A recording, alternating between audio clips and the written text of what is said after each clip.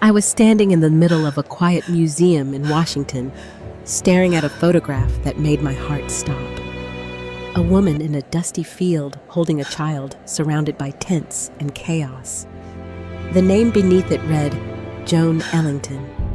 My name, my face, my life that I was told Look at her never pretending existed. to care.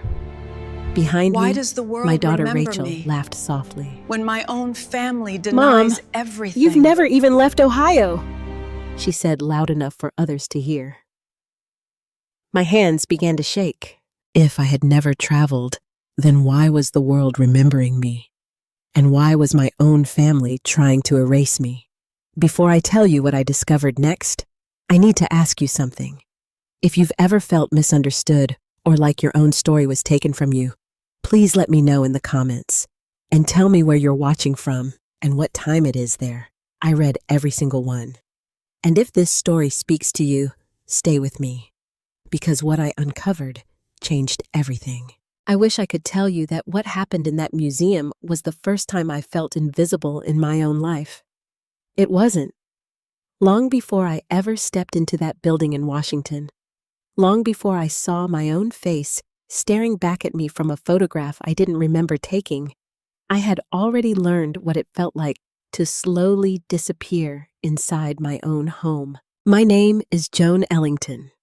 I'm 62 years old, and for the past 8 years, I've lived in a quiet 2-story house in Columbus, Ohio, with my daughter Rachel Turner and her husband Mark.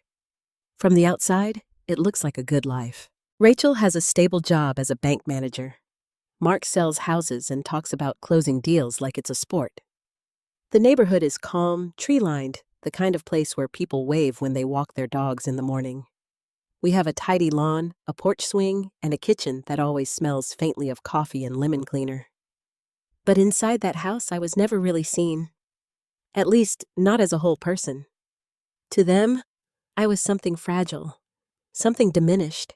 Rachel liked to remind me of that. "Mom, you shouldn't worry about things like that," she would say in that soft voice that sounded caring, but always felt like a quiet dismissal. "You've had a difficult past. It's better if you just rest. Rest." That word followed me everywhere. If I asked about finances, "Rest, Mom. I've got it handled." If I offered to cook dinner, "Rest, Mom. You'll tire yourself out." If I mentioned wanting to go somewhere, even just downtown, "Rest, Mom. It's too much for you." At first, I believed her. After all, I did know there were gaps in my memory. Large ones. Whole years that felt like fog when I tried to think too hard about them. Rachel told me I'd been in an accident, something about a car crash, a hospital stay, and a long recovery.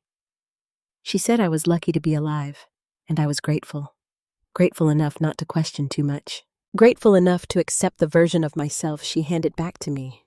A quiet woman. A simple life. No great accomplishments. No extraordinary past. Just someone who stayed home. That's what she always said.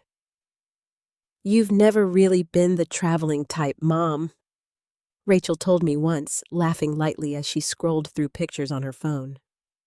"You've always been more comfortable here. Here, in that house, in that chair by the window where I spent most of my afternoons, watching the same stretch of street, the same passing cars, the same neighbors walking their dogs. Sometimes I would sit there and feel this strange pull in my chest, like I was supposed to be somewhere else, somewhere louder, somewhere bigger. But I never knew where. Mark didn't help either. If Rachel's voice was soft control, Mark's was sharper, wrapped in humor that always landed a little too close to insult. One evening at dinner, I mentioned how I'd seen a documentary on television about humanitarian workers overseas. Something about it stirred me. The images of tents of people helping others of chaos turned into order. It felt familiar in a way I couldn't explain. I don't know why I said carefully, but it felt like I've seen places like that before. Mark let out a short laugh, setting his fork down. "Joan," he said, shaking his head, The furthest you've probably been is Cleveland. Rachel smiled, not even looking up from her plate. Mom has a vivid imagination, she added, like she was explaining a child to a stranger. I remember the way the room felt in that moment. Small, tight, like the walls were pressing in. I opened my mouth to say something, anything, but the words never came. Because what could I say? I didn't have proof. I didn't have memories. All I had were feelings, and feelings apparently didn't count. So I stopped bringing it up. I stopped talking about the strange flashes that came to me at night, the ones where I'd wake up with my heart racing, convinced I'd just been somewhere else. I stopped mentioning the way certain sounds, like the distant thump of a helicopter on television, made my chest tighten. I stopped questioning why the smell of antiseptic sometimes made my hands tremble even when I couldn't explain why. Instead, I learned to stay quiet, to nod, to accept. That's what they wanted, after all. A version of me that didn't ask questions. A version of me that didn't remember. A version of me that could be managed. Rachel handled everything: my doctor's appointments, my medication, even my bank account. She said it was easier that way. Safer. Mom, you don't need to worry about paperwork, she told me once, gently taking a stack of envelopes from my hands. It's confusing. Let me take care of it. And I let her. Because she was my daughter. Because I trusted her. Because somewhere deep inside me, there was still that voice whispering, what if she's right? What if you really are just this? But every now and then, something would break through. A moment, a sensation, a flicker of something I couldn't fully grasp. Like the time I found an old scarf in the back of my closet, faded, worn, and unlike anything I would ever buy. When I touched it, my chest tightened, and for a split second, I could almost hear voices. Children laughing, wind rushing through open space.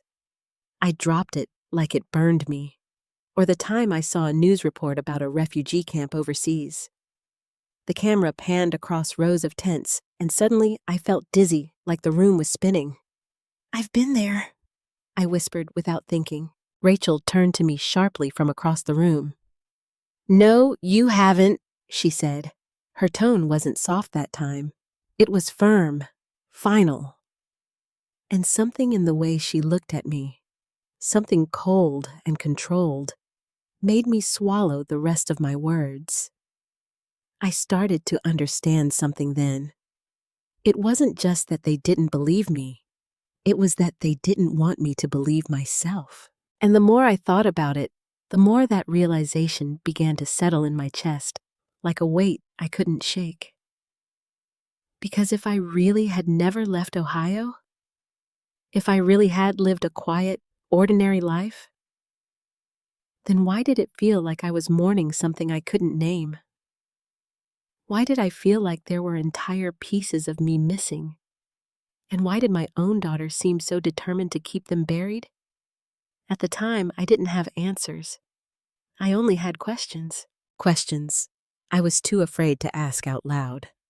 But standing in that museum, staring at a photograph that proved I wasn't imagining everything, I realized something that terrified me more than anything else. The problem wasn't that I had forgotten my past. The problem was that someone else had decided what I was allowed to remember, and I was just beginning to understand how much had been taken from me. The first dream came 3 nights after the museum. It wasn't like the usual vague flashes I had grown used to, the kind that slipped through my mind like shadows and disappeared the moment I tried to focus on them. This one was different. This one stayed. I was standing in heat so intense I could feel it pressing against my skin. The air was dry, filled with dust that clung to my throat every time I tried to breathe. Around me, there were rows of white tents stretching farther than I could see. Voices surrounded me, children crying, someone calling for help. A language I didn't understand, and yet somehow I did. I looked down. My hands weren't shaking like they usually did. They were steady, strong, covered in dirt. I was holding something, a small bundle, a child. Thin, fragile, clinging to me like I was the only thing keeping them anchored to the world. And then someone shouted my name. Joan. I turned, and just before I could see who it was, I woke up. My heart was pounding so hard it hurt. My nightgown was damp with sweat, my hands trembling as I sat up in the dark. But the feeling didn't disappear. It stayed in my chest, heavy and undeniable. That wasn't imagination. That was memory. I knew it, even before I could explain how. I sat there for a long time, staring at my hands in the faint light coming through the window. They looked the same, as always, thin, slightly wrinkled, marked by age, but they didn't feel the same. They felt like they had done things. Important things. Things I wasn't supposed to remember. The next morning, I tried to act normal. I came downstairs, made coffee, sat at the table like I always did. Rachel was already dressed for work, scrolling through her phone while Mark poured himself a second cup. "Morning," Mom Rachel said without looking up. "Good morning," I replied, my voice quieter than usual. I hesitated. Then I spoke. "I had a dream last night." Rachel sighed softly like I had just confirmed something she already believed. What kind of dream, she asked, her tone polite but distant. I swallowed. I was somewhere hot. A camp, I think. There were tents. People needed help. And I paused, trying to hold on to the images before they slipped away. I was helping them. I knew what I was doing. Mark let out a low chuckle.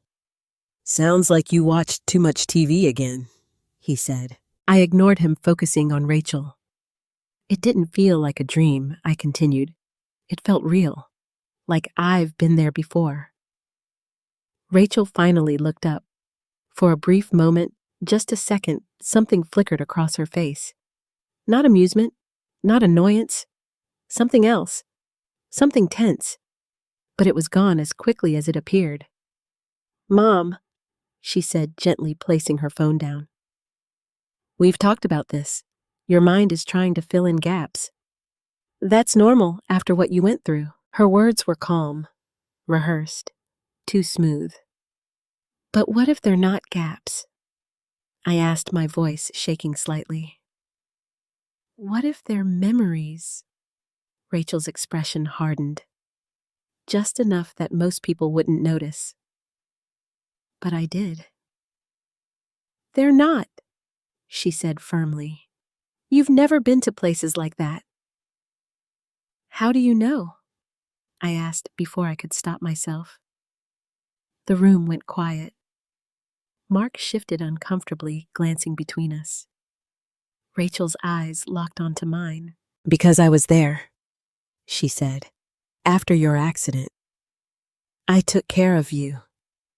I know what your life was like before that." There it was again, that finality, that certainty, as if she had the authority to define my entire existence. I felt something twist inside me, a mix of fear and something sharper. Doubt. Not in myself, in her. I looked down at my coffee, watching the surface ripple slightly as my hand trembled. "Okay," I whispered. Rachel relaxed immediately, as if the conversation had ended exactly the way she wanted. "Good," she said softly, standing up and grabbing her bag. "Don't stress yourself out, Mom. It's not good for you." She kissed the top of my head before heading for the door. Mark followed soon after, giving me a quick nod. And just like that, I was alone again. But something had changed. For years, I had accepted every explanation Rachel gave me, every reassurance, every quiet dismissal. But now I had seen something she couldn't explain away. Now I had felt something that didn't belong to the small, quiet life she insisted I had lived, and I couldn't ignore it anymore. That afternoon, I found myself back in my room, sitting on the edge of my bed. The house was silent, too silent. I opened my closet slowly, my eyes scanning the rows of neatly hung clothes Rachel had organized for me. Everything was simple, neutral, safe. Nothing stood out. Nothing told a story. Except my gaze landed on something tucked into the far corner. That scarf. The one I had found days earlier. I stood up, my heart beating faster with each step as I reached for it. The fabric was worn, the colors faded in a way that didn't match anything else I owned. It felt traveled, like it had seen more of the world than I had, or maybe more than I was allowed to remember. I wrapped it around my hands, closing my eyes. At first, nothing happened, just silence. Then a sound. Wind. Loud, rushing past me. Voices again. Urgent. Overlapping. And that same heat. Stronger this time. I gasped, my eyes snapping open as I stumbled back, nearly dropping the scarf. My chest heaved as I tried to steady my breathing. That wasn't imagination. It couldn't be. I clutched the scarf tighter, staring at it like it held answers I was only just beginning to understand. How long? I whispered to myself. How long have I been forgetting? The question hung in the air, heavy and unanswered. But for the first time, I wasn't afraid of the memories anymore. I was afraid of the silence that had replaced them. Because silence doesn't happen by accident. Silence is created, maintained, protected. And suddenly, I couldn't shake the feeling that the gaps in my memory weren't just the result of an injury. They were convenient. Convenient for someone who needed me not to remember. Convenient for someone who needed me to stay exactly where I was. Quiet, dependent, controlled. I slowly folded the scarf in my hands, my mind racing. If these memories were real, if my life had been something more than what Rachel had told me, then everything I believed about myself, about my past, about my own daughter, was built on something I didn't understand yet. And the thought that frightened me most wasn't that I had forgotten who I used to be. It was this: what if Rachel hadn't just been protecting me from the truth? What if she had been protecting the truth from me? The dinner was supposed to be simple. That's what Rachel had said when she told me earlier that week. Just a small get-together, Mom, she said casually. Nothing big. Daniel's coming over, maybe a couple of friends. It'll be nice. Nice. That word used to mean something comforting to me. But lately, it had started to feel like a warning. By the time the evening came, the house was already filled with voices. Laughter drifted from the living room, mixed with the clinking of glasses and the low hum of conversation. I stood in the kitchen for a moment, gripping the edge of the counter, trying to steady myself. There was something about gatherings like this that made me uneasy. Too many eyes. Too many chances for me to say the wrong thing. To be corrected. To be reminded of who I was, or rather who they believed I was. Mom, Rachel's voice came from behind me. Are you coming? I turned to see her standing in the doorway, perfectly put together, as always. Her smile was bright, but her eyes were already scanning me, checking, assessing. I'm coming, I said quietly. She nodded, satisfied, and turned back toward the living room. I followed. Daniel was already there, sitting on the couch with a drink in his hand. He looked up when I entered, offering me a small, almost hesitant smile. Hey, Mom. he said. Hi, Daniel, I replied, walking over slowly. Daniel Carter had always been different from Rachel. Where Rachel was controlled, Daniel was softer. More distant, maybe, but not cruel. Still, he rarely spoke up. And silence, I was beginning to understand, could hurt just as much as words. Mom, you remember Susan, right? Rachel said, gesturing toward a woman standing near the fireplace. Susan gave me a polite wave. And this is Tom, Mark added, clapping a man on the shoulder. We work together. Introductions blurred together after that. Names, smiles, nods. I tried to keep up, but there was always that feeling like I was slightly out of step with everything around me. Like I was a guest in a life that was supposed to be mine. We all gathered around the dining table soon after. The table was full plates, food glasses, and the conversation flowed easily between everyone. Everyone except me. I mostly listened, smiled when I was expected to, nodded at the right moments. It was easier that way. Safer. But then the conversation shifted. It always did. So Joan Tom said suddenly, turning toward me with a friendly grin, Rachel tells us you've lived here in Ohio your whole life? I felt Rachel's eyes on me immediately, watching, waiting. I hesitated. Well, I started, but the words caught in my throat, because I didn't know the answer anymore. Before I could speak, Rachel jumped in. Mom's always been a homebody, she said lightly. She's happiest right here. A few people chuckled. Something inside me tightened. That same familiar pressure, that same quiet dismissal. I forced a small smile. Yes, I suppose so, I said.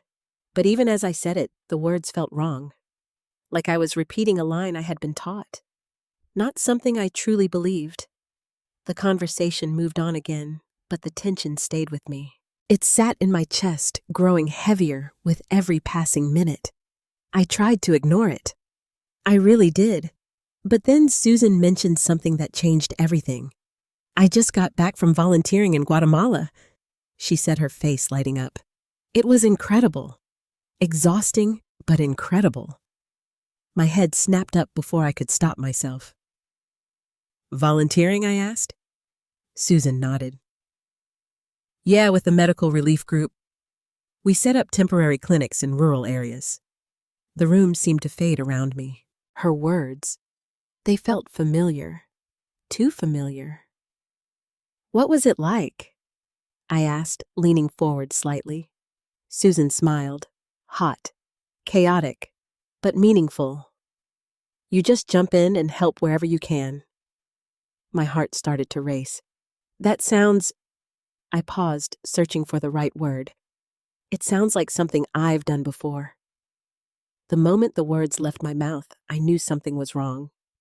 Rachel's fork clinked sharply against her plate. Oh, here we go, Mark muttered under his breath. I ignored him, focusing on the feeling building inside me. I mean it, I said, my voice stronger now. I've seen places like that. I remember Mom Rachel cut in sharply. The entire table went quiet. I looked at her. Her expression had changed completely. The softness was gone. In its place was something colder, tighter. You're confusing things again, she said, her voice calm but firm. I'm not, I insisted, surprising even myself. I've been having these dreams, and I saw something at the museum. A museum? Mark laughed. Joan, you went to a museum and now you think you've traveled the world. A few people chuckled awkwardly. My cheeks burned, but I didn't stop. There were photographs, I said, my voice trembling but determined, of me, in places like Afghanistan, Sudan. Enough! Rachel's voice cut through the room like a blade. Silence fell instantly. I felt every pair of eyes turn toward me. Rachel leaned back slightly, crossing her arms.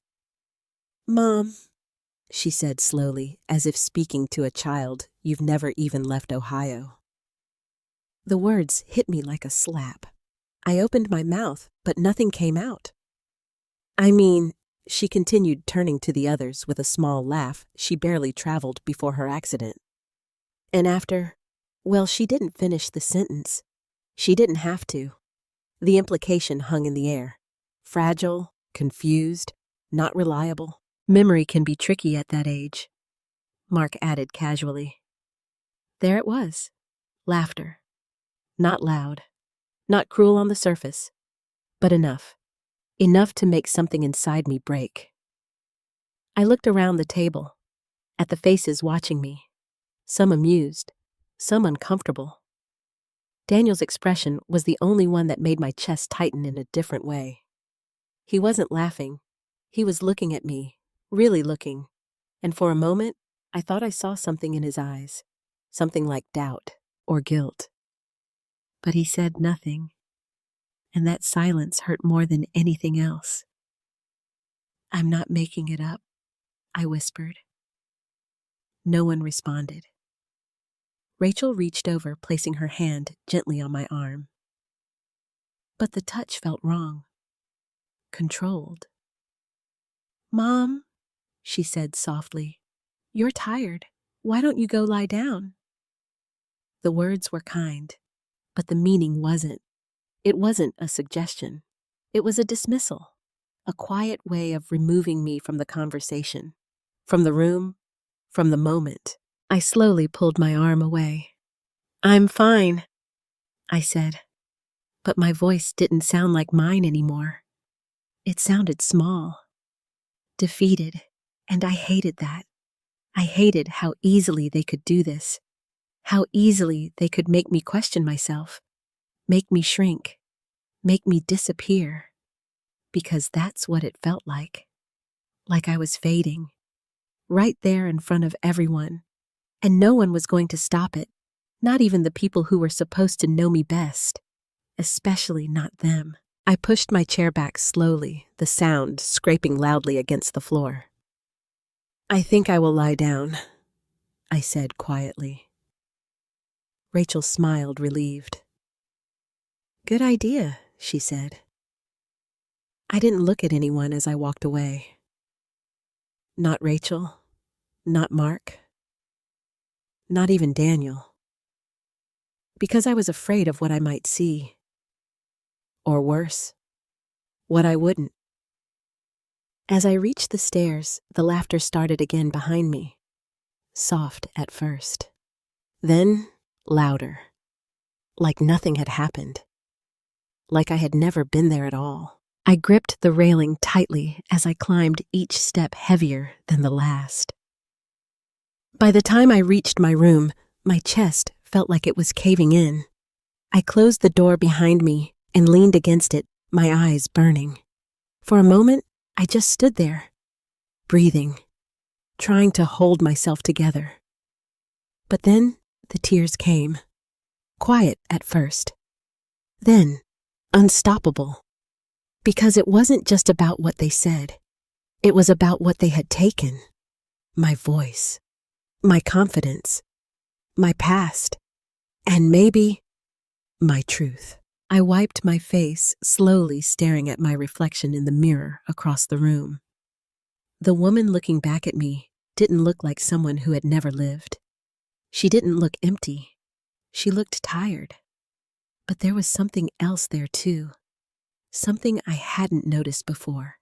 Something small, but growing. A question. A refusal. A spark.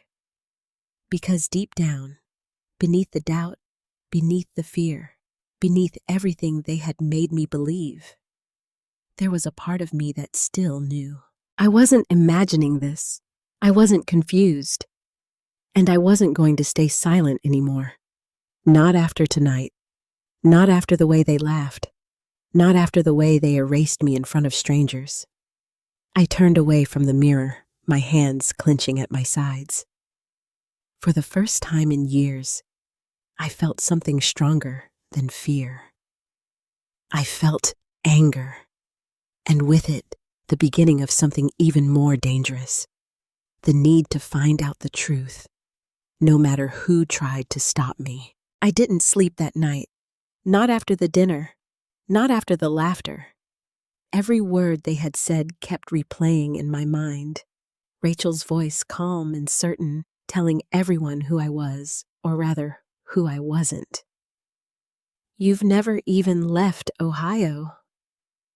The sentence echoed over and over again until it stopped sounding like a statement and started sounding like a command. A rule, a boundary I wasn't supposed to cross. But something inside me had already crossed it, and there was no going back. The next morning, I made a decision that felt both terrifying and necessary. I was going back to the museum. I didn't tell Rachel. I didn't leave a note. For the first time in years, I did something without asking permission. Even that thought made my hands tremble as I got dressed. I chose clothes that felt unfamiliar, something slightly brighter than what Rachel usually picked out for me. It was a small thing, but it felt like a quiet act of defiance. By the time I stepped outside, my heart was racing. The air felt different, colder, sharper. Or maybe it was just me. Maybe it was the feeling of stepping into a world I hadn't been allowed to touch in a long time. The drive to Washington felt like crossing an invisible line. Every mile put distance between me and the life Rachel had built around me. Every mile made the questions louder. What if the museum had been wrong? What if I had misunderstood? What if I was about to prove Rachel right? I gripped the steering wheel tighter. No, I needed to know. When I finally arrived at the museum, the building looked just as it had before, quiet, imposing, almost too still for what I felt inside. I hesitated at the entrance. For a moment, I considered turning around, going back home, back to safety, back to certainty. But then I remembered the way they laughed, and I stepped inside. The air was cool, carrying that faint scent of polished floors and old exhibits. My footsteps echoed softly as I walked toward the same gallery I had visited before. My pulse quickened with every step, and then, there it was. The photograph. Exactly where I had seen it. A woman in a dusty field holding a child. The same tense, the same chaos, the same face. My face. This time, I didn't hesitate. I walked closer, closer than before, until I was standing just inches away from it. The details were clearer now. The lines on her face, the determination in her eyes, the way she held that child not gently but securely, like she knew exactly what she was doing. That wasn't confusion. That wasn't fragility. That was strength. And it didn't match the woman my family said I was. I reached out instinctively, my fingers hovering just above the glass. "Don't touch," a voice said gently behind me. I pulled my hand back quickly, turning to see a woman standing a few feet away. She looked to be in her late 40s, dressed neatly, her expression calm, but attentive. "I'm sorry," I said softly. She smiled. "It's all right. Happens all the time," she replied. Her eyes shifted to the photograph, then back to me, and something in her expression changed. Subtle, but noticeable. "Are you Joan Ellington?" she asked carefully. My breath caught. The question hit me harder than I expected. I hesitated.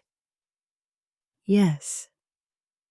She stepped closer, studying my face with a kind of quiet recognition that made my chest tighten.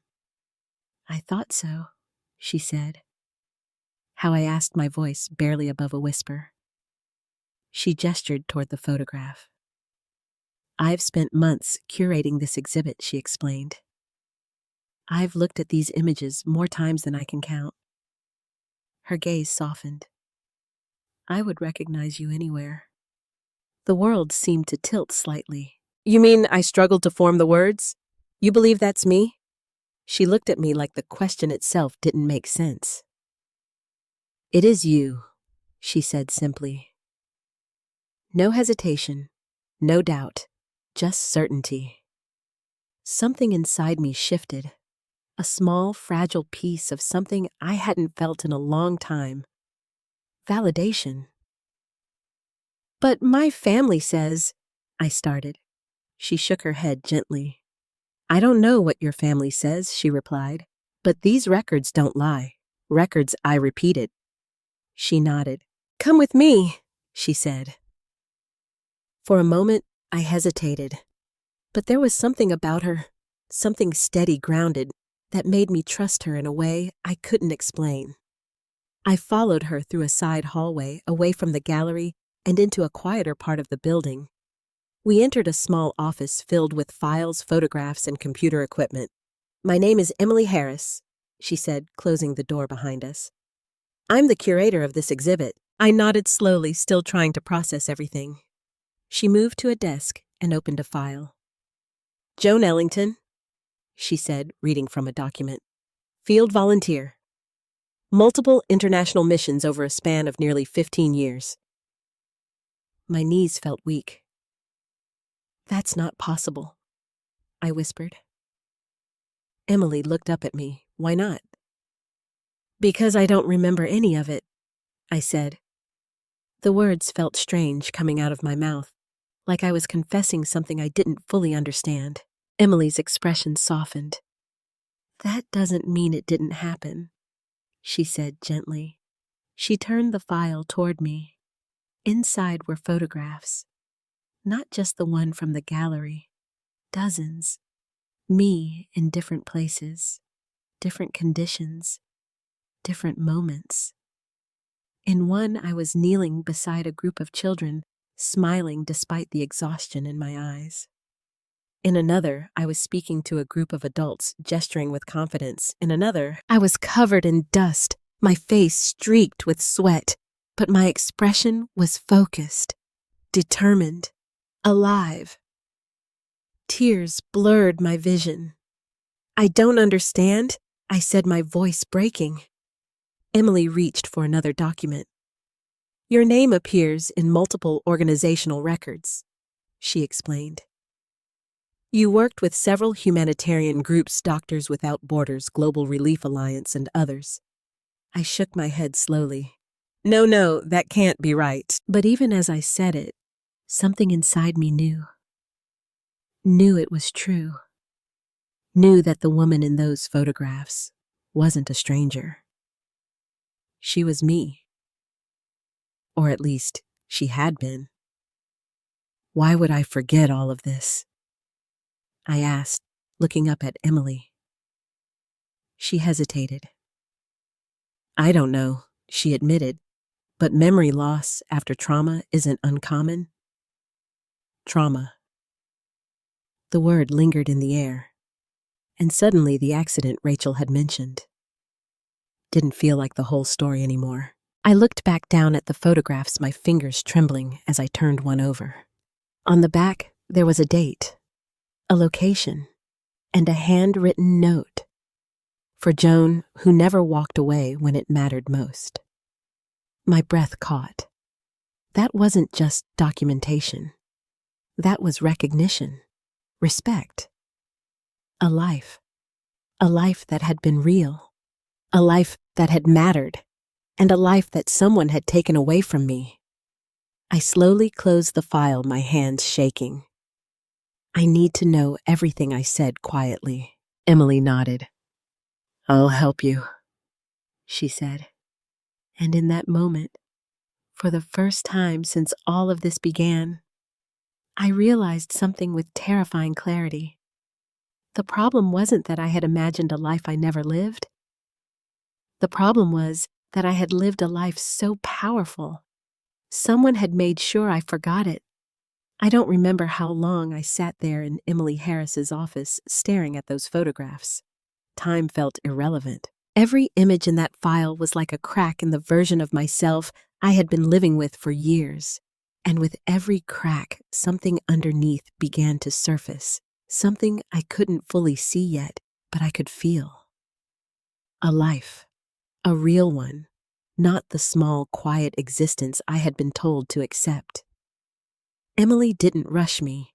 She stayed across the desk, watching carefully as if she understood that what was happening to me wasn't just confusion.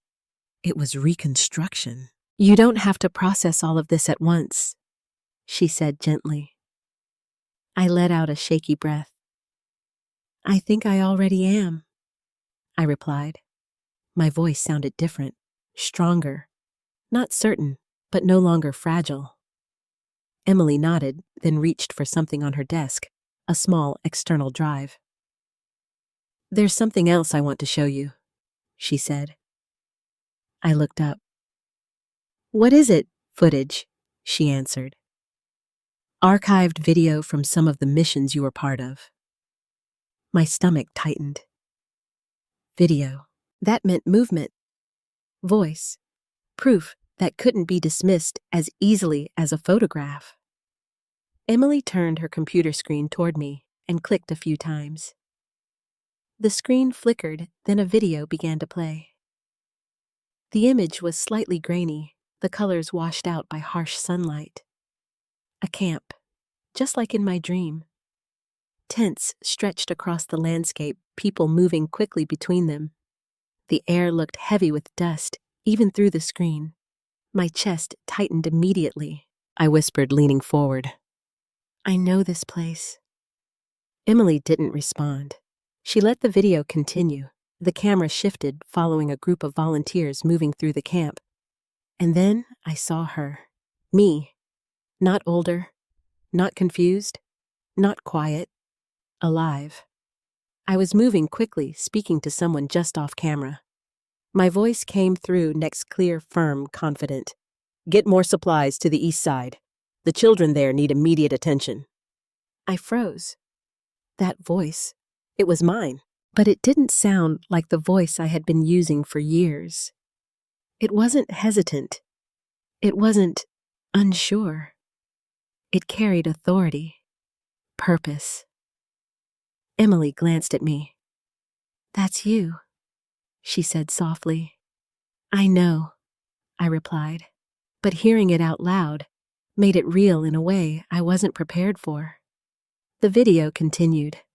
I watched myself kneel beside a child, checking their pulse, speaking gently but efficiently. Another volunteer approached, asking a question, and I answered without hesitation.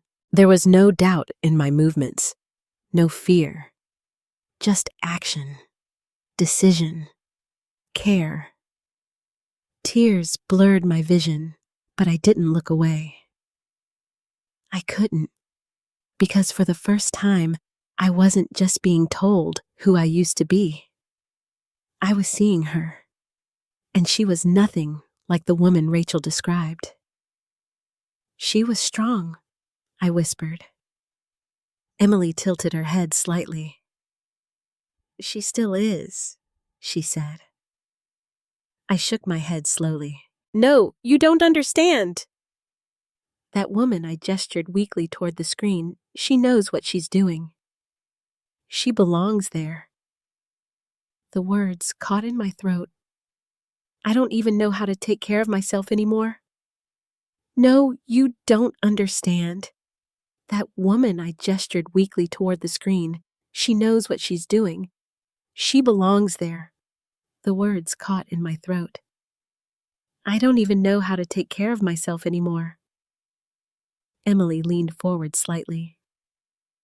"Joan," she said, her voice calm but firm, "memory loss doesn't erase who you are. It just hides it." I looked back at the screen. The video had shifted again. This time it showed me standing in front of a small group of people, locals, volunteers, maybe both. I was explaining something using my hands as I spoke, my expression focused but compassionate. I paused the video. "I don't remember any of this," I said. Emily nodded. "That doesn't mean your body doesn't," she replied. "What do you mean?" She gestured toward the screen. "Look at how you move, how you speak. That kind of skill, doesn't disappear. It gets buried, suppressed maybe, but it's still there. I sat back slowly, letting her words sink in. Buried, suppressed. The words echoed in my mind, because suddenly they didn't feel abstract anymore. They felt intentional. Emily, I said carefully, what if this isn't just memory loss? She didn't answer right away. What are you thinking? She asked instead. I hesitated. Then I said it. What if someone wanted me to forget? The room went very still. Emily studied me for a long moment. That's a serious possibility, she said finally. But we'd need evidence to support that. I nodded, my hands tightening in my lap. I can't ignore the way my daughter reacts whenever I bring this up, I said. It's not just concern, it's control. Emily's expression shifted slightly, more focused now. What exactly has she told you about your past? She asked. That I never traveled, I said. That I lived a quiet life. That after my accident, I needed to be taken care of. And do you have access to your own records, medical files, financial documents? I shook my head. No, Rachel handles everything. Emily leaned back, crossing her arms. That's not typical, she said. I didn't think it was, I admitted, but I trusted her. The word trusted felt heavy on my tongue, like something fragile that had already started to crack. Emily reached for another folder. There's more, she said. Additional footage, interviews, reports. She clicked again, pulling up another video. This one was different. It looked more formal. A recorded interview. The camera focused on me again, younger, stronger, sitting upright with a calm confidence that felt foreign and familiar at the same time.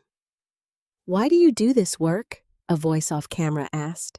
The version of me on the screen smiled slightly. Because someone has to, she said. Because when people are suffering, you don't walk away. You step in. I felt something shift deep inside my chest. Those words, they didn't feel new. They felt remembered. I've always believed because someone has to, she said. Because when people are suffering, you don't walk away. You step in. I felt something shift deep inside my chest. Those words, they didn't feel new. They felt remembered.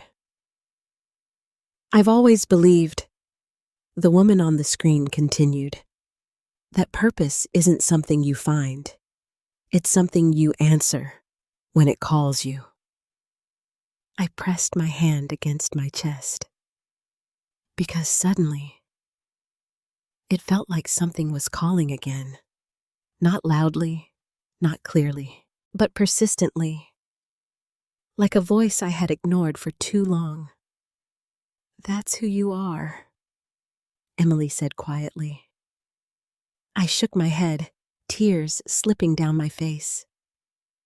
That's who I was, I whispered. Emily didn't argue. She didn't correct me. She simply said, Then maybe it's time to find out why you were made to forget her. The words settled heavily in the room, and for the first time, the question didn't feel like a distant fear anymore. It felt like the beginning of something dangerous. Because if my life had been hidden from me, then someone had gone to great lengths to keep it that way. And people don't do that unless they have something to lose. I slowly closed my eyes, taking a deep breath. When I opened them again, the confusion was still there. The fear was still there. But underneath it, something else had begun to grow. Clarity.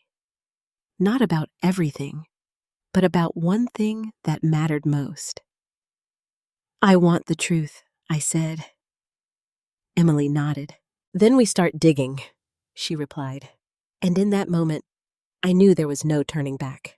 Because whatever I was about to uncover, it wasn't just going to change how I saw my past. It was going to change how I saw my family. And I wasn't sure I was ready for that.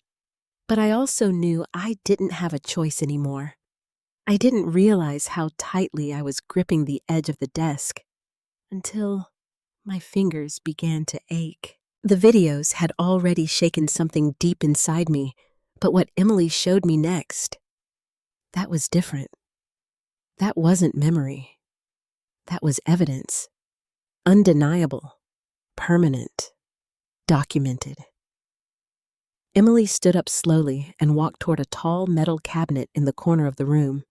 She unlocked it with a small key and pulled open one of the drawers. Inside were folders, dozens of them, neatly labeled, organized, real. "These are copies," she said, glancing back at me. "Some originals are archived elsewhere, but everything here has been verified." My throat tightened. "Verified?" I repeated. She nodded. "Official documentation. Government-issued records, international clearances, identification logs. The kind of things that are very difficult to fake. Very difficult. Not impossible, but not likely."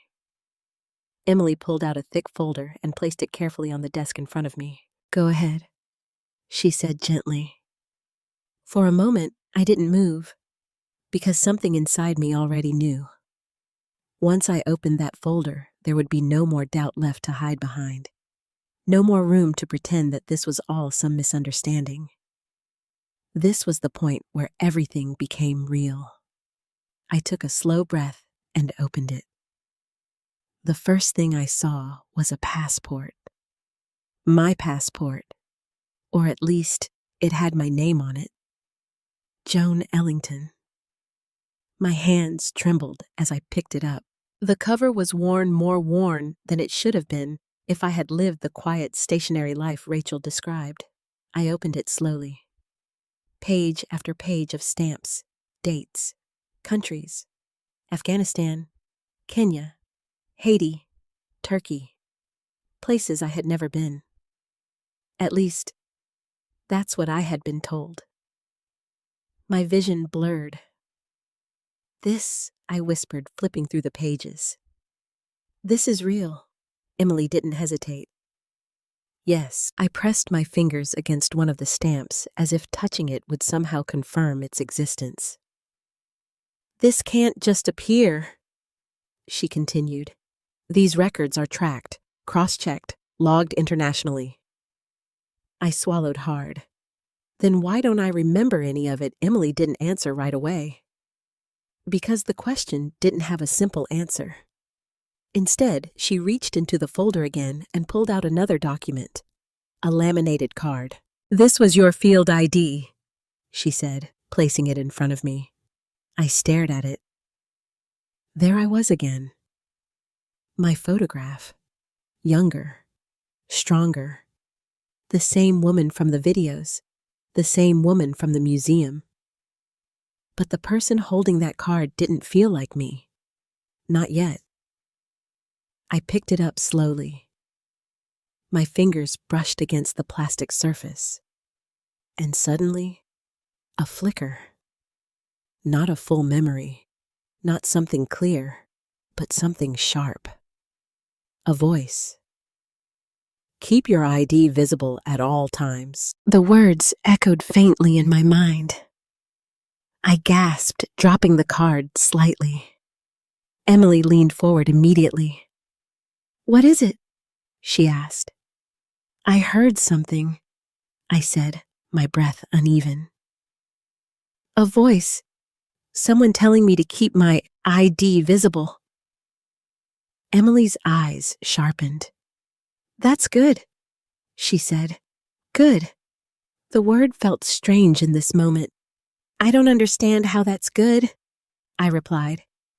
"Because it means something is coming back," she said. "Even if it's small." I stared at the card again. My hand hovered over it. Afraid to touch it again. Afraid of what might surface next. Emily didn't push me. She simply waited. And after a moment, I reached for it again. This time, the feeling was quieter, but still there, like an echo, like something just out of reach. I set it down carefully. "What else is in there?" I asked.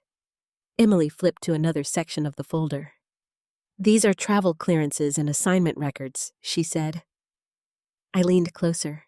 Each page told a story. Dates, locations, roles, field coordinator, medical logistics support, emergency response liaison. I shook my head slowly. "I don't even know what half of this means," I admitted. Emily gave a small, understanding smile. "But you did," she said. The weight of that statement pressed down on me, because it wasn't just about lost memories anymore. It was about a lost identity, a version of myself that had knowledge, skills, experiences that I no longer had access to, or maybe had been denied access to. My chest tightened. "Emily," I said quietly, "what happens to a person when you take all of that away from them?" She studied me carefully before answering. "They start to believe they were never capable of it in the first place." The words hit me harder than anything else that day, because that was exactly what had happened. For years, I had believed I was small, dependent, limited, because that's what I had been told, because that's what I had been shown, because that's what I had been allowed to remember. I looked down at the documents again, at the life laid out in black and white, and suddenly, it didn't feel like I had lost something. It felt like something had been taken, deliberately, carefully, piece by piece, until there was nothing left but the version of me that was easy to control. My hands curled into fists. "Emily," I said slowly, "if someone wanted to erase a person's past, how would they do it?" She didn't answer immediately. Instead, she chose her words carefully. "They would need access," she said. "Access to your records, your environment, your daily life." I nodded slowly. "And trust," she added. "They would need you to trust them enough not to question what they tell you." My stomach dropped, because there was only one person who fit that description. Rachel. I swallowed hard. "She handles everything," I whispered. "My medical care, my finances, my documents." Emily's expression grew more serious. "That's a lot of control for one person," she said. I laughed softly, but there was no hum or in it. I thought she was helping me. Emily's expression grew more serious. "That's a lot of control for one person," she said. I laughed softly, but there was no humor in it. "I thought she was helping me," I said. Emily didn't respond. She didn't need to, because the truth was already forming in my mind. Slowly, painfully, but undeniably. I looked back at the passport, at the stamps, at the life I had lived. And then I thought about the house in Ohio, the chair by the window, the quiet days, the controlled conversations, the constant reminders of what I couldn't do. And suddenly, it all felt wrong. Not just limiting, not just protective, intentional. Not just protective, intentional. I closed the folder slowly, my hands steady now, in a way they hadn't been before. "This isn't just about memory loss," I said. Emily nodded. "I agree." I met her eyes. They didn't just help me forget, I continued. They made sure I stayed forgotten. The words settled between us, heavy, unavoidable, and for the first time, the fear I felt wasn't about what I didn't know. It was about what I was starting to understand. Because if Rachel had done this, If she had taken my life, my identity, my history, then the question wasn't just why. The question was, what had she gained from it? And how far had she gone to make sure I never found out? I stood up slowly, my legs still slightly unsteady, but my mind clearer than it had been in years. I need to go home, I said. Emily frowned slightly. Are you sure that's a good idea? No, I admitted. But I think it's necessary. Because whatever was waiting for me there, it wasn't just my past anymore. It was the truth. And I was done living without it. The drive back to Ohio felt longer than the one that had taken me to Washington. Not because of the distance, but because of what I now carried with me. The passport, the documents, the truth, at least part of it. I kept glancing at the passenger seat where the folder rested like something alive. Heavy, quiet, waiting. Every mile closer to home made my chest tighter, because home didn't feel like safety anymore. It felt like a place where something had been hidden, something deliberate, something I was only beginning to understand. By the time I pulled into the driveway, the sun was already beginning to set. The house looked exactly the same as it always had, calm, still untouched. Normal. But I wasn't. I turned off the engine and sat there for a moment staring at the front door. For years, I had walked through that door, believing it was my refuge. Now, it felt like a place I needed to question. I picked up the folder, my fingers tightening around it, and stepped out of the car. Each step toward the house felt heavier than the last. When I opened the door, I immediately sensed something different. Rachel was home early. She was standing in the living room, arms crossed, her posture stiff. Mark stood a few feet behind her. Neither of them looked surprised to see me. That alone sent a chill down my spine. "Where have you been?" Rachel asked.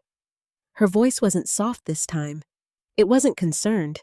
It was sharp, controlled. I closed the door slowly behind me. "I went back to the museum," I said. Silence filled the room. Rachel's eyes flicked briefly to the folder in my hands, then back to my face. "What is that?" she asked. I didn't answer right away. Instead, I walked past her, placing the folder carefully on the coffee table. "Proof," I said. Mark let out a short laugh. "Of what?" he asked. I turned to face them. "Of who I am." Rachel's expression didn't change, but something in her eyes hardened. "Mom," she said slowly, "we've talked about this." "No," I interrupted, my voice stronger than I expected. "You've talked. I've listened." The words surprised all of us, including me. For a moment, no one spoke. Then Rachel stepped closer. "Joan," she said, her tone shifting softer now, almost pleading. "You're confused. That place filled your head with ideas." "It didn't fill my head," I said firmly. "It gave me back pieces of it." I opened the folder. The sound of paper shifting filled the quiet room. I pulled out the passport and held it up. "This is mine," I said. Rachel didn't look at it. "I've never seen that before," she replied immediately, too quickly. I felt it, that instinctive denial. "That's impossible," I said. "It has my name, my photo. Stamps from countries all over my photo. Stamps from countries all over the world." Mark stepped forward, glancing briefly at the passport before shrugging. "Fake documents exist, Joan," he said. "You can get anything printed these days." I stared at him. "You really believe that the world—" Mark stepped forward, glancing briefly at the passport before shrugging. "Fake documents exist, Joan," he said. "You can get anything printed these days." I stared at him. "You really believe that I asked?" He didn't answer, because he didn't need to. His job wasn't to convince me. It was to reinforce Rachel. Always Rachel. I turned back to her. "Why didn't you tell me?" I asked quietly. Rachel's jaw tightened. "Because it's not real," she said. "Then explain this," I said, pulling out another document, my field ID. I placed it on the table between us. Rachel glanced down at it, just for a second, but that second was enough, because I saw it. Recognition. Fear. And then, it was gone. "You're misinterpreting things," she said, her voice colder now. "You had an accident, Mom. You don't remember things correctly." The word accident hung incorrectly. The word accident hung into the air. I stepped closer. "Tell me about it," I said. Rachel blinked. "What, the accident?" I repeated. "Tell me exactly what happened." Her hesitation was subtly, but it was there. "You were driving the air." I stepped closer. "Tell me about it," I said. Rachel blinked. "What?" "The accident," I repeated. "Tell me exactly what happened." Her hesitation was subtle, but it was there. "You were driving," she said slowly. "It was raining. You lost control of the car." "Where?" I asked. She paused. "Outside Columbus," she said. When I pressed. 8 years ago, she replied. "That's not specific," I said. Rachel's eyes narrowed. "Why are you doing this?" she asked, her tone sharpening. "Because none of it makes sense," I said. "You say I never traveled. You say I lived a quiet life. But these documents, these records, they say something completely different." Mark stepped in. "Joan, you need to calm down," he said. "I am calm," I snapped. And I was. That was the strangest part. For the first time in years, I wasn't unsure. I wasn't shrinking. I wasn't backing down.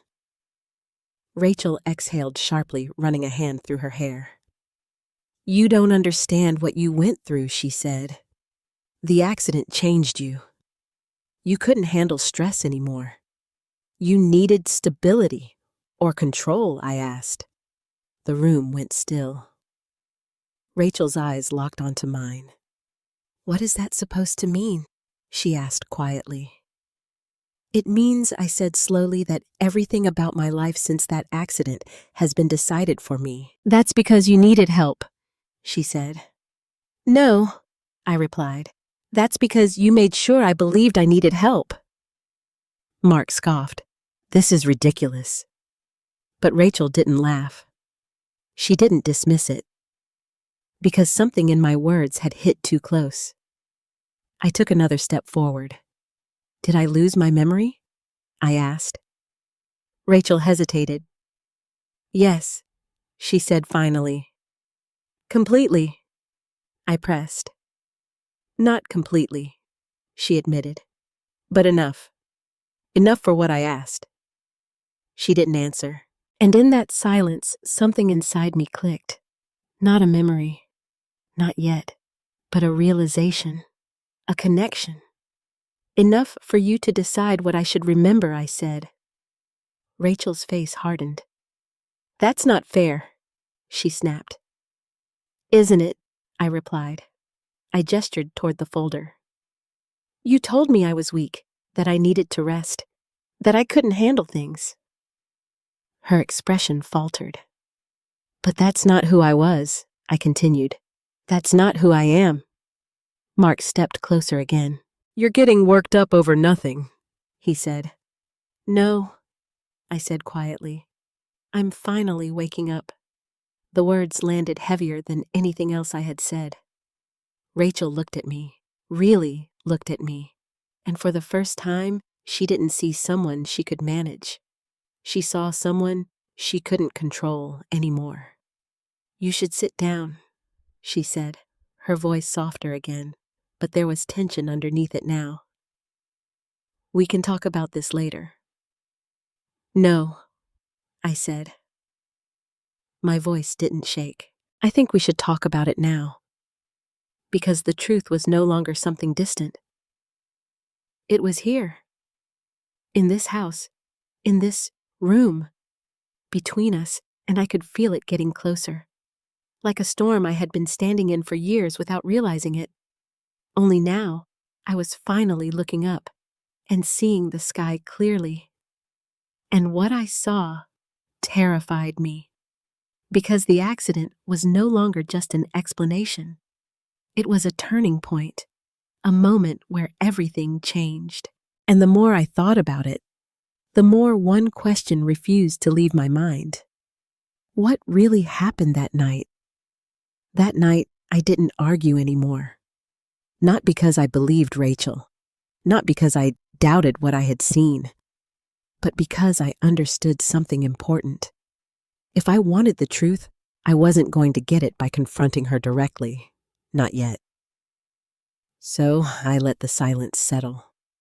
I let Rachel believe she had regained control. I'm tired, I said quietly, stepping back from the conversation. We'll talk about this later. Rachel watched me carefully, suspicious, measuring. But after a moment, she nodded. Good, she said. You need rest. Mark muttered something under his breath and walked off toward the kitchen, already dismissing me. But Rachel didn't move right away. She stayed where she was, her eyes locked onto mine, as if she were trying to read something, trying to decide if I was still the same woman she could manage. I lowered my gaze. Just enough, just long enough, to let her think I was. Only then did she turn away. I waited until I heard her footsteps disappear down the hallway before I moved again. My heart was pounding, but my mind was clearer than it had been in years, because now I wasn't just reacting. I was watching, listening, noticing. And what I noticed first was how much of my life I didn't have access to. I went to my room, slowly closing the door behind me. For years, this room had felt like a place of comfort. Now it felt like a cage. I walked over to the dresser and opened the top drawer. Clothes, neatly folded, organized. Everything chosen for me, everything controlled. I closed it and moved to the desk. There was a small notebook there. I picked it up. Blank. No personal notes, no reminders, no thoughts written down. Nothing that belonged to me, because I had been living a life where I didn't need to think, didn't need to decide, didn't need to remember.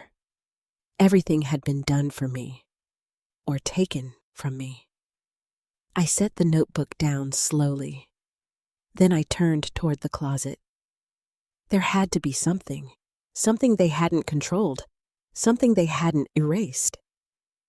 I searched carefully.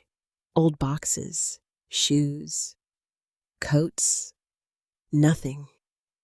Everything felt curated, like a version of my life that had been cleaned up, simplified, reduced. I stepped back, frustration building in my chest. No, I whispered to myself. There has to be more. And then I remembered something Emily had said. They would need access, your records, your environment, your daily life. Access. Rachel had access to everything, which meant anything important wouldn't be here, not where I could easily find it. So I changed my approach. If I couldn't find my past, I would look at the present, at what she controlled now. I walked quietly into the hallway, listening carefully. The house was silent. Rachel's bedroom door was closed. Mark's voice drifted faintly from the television downstairs. Good. I moved slowly down the hallway toward Rachel's office. She called it that, but I had never been allowed inside. Not really. I hesitated at the door. A part of me still felt like I was doing something wrong, like I was crossing a line. But then I thought about the passport, the photographs, the life that had been taken from me, and that hesitation disappeared. I turned the handle slowly. unlocked. Of course it was, because she never expected me to question anything. The room was neat, organized, controlled, just like everything else in this house. A desk, a laptop, filing cabinets. I stepped inside, closing the door quietly behind me. My pulse quickened. This felt different, dangerous, but necessary. I walked to the desk first. The laptop was there closed. I hesitated. Then I opened it. A password screen appeared immediately. Of course. I exhaled slowly, thinking. Rachel liked control. She liked predictability. I typed in my name. Wrong. I tried her birthday. Wrong. I tried something else. Ellington. The screen unlocked. My breath caught. That was too easy, which meant she didn't expect me to try, or she didn't think I would understand what I was seeing, even if I got in. The desktop loaded. Files, folders, spreadsheets. I clicked on the first one that caught my eye. Accounts. My heart started pounding harder. Inside were multiple documents, bank statements, investment records, transfers, amounts that made my stomach drop. This, I whispered. The numbers didn't make sense, not for the life I had been living. There was money, a lot of it, accounts in my name, accounts I had never seen, funds moving between them, managed, controlled, by Rachel. My hands trembled as I scrolled. There were notes, comments, dates, reallocated after incident, transferred to joint oversight. Restricted access approved, restricted access. Approved by who? I felt a cold wave move through my chest. This wasn't care. This wasn't protection. This was management, control, ownership. I clicked another file. Medical. My breath caught again. Reports, doctor visits, evaluations, but something was wrong. The language, the phrasing, it all felt vague. Inconsistent memory retention. Patient reliant on caregiver narrative. Recommendation. Maintain structured environment. Caregiver narrative. I read that line again. Slower. More carefully. Because it didn't say I couldn't remember. It said I relied on what I was told. My hands clenched. That means, I whispered. It means my reality had been shaped, directed, not just by my condition, but by the person controlling the narrative. Rachel. I stepped back from the desk, my heart racing. Everything was starting to come together. Not completely, but enough. Enough to see the pattern. Enough to understand the truth I had been avoiding. This wasn't just about an accident. This wasn't just about memory loss. This was about control.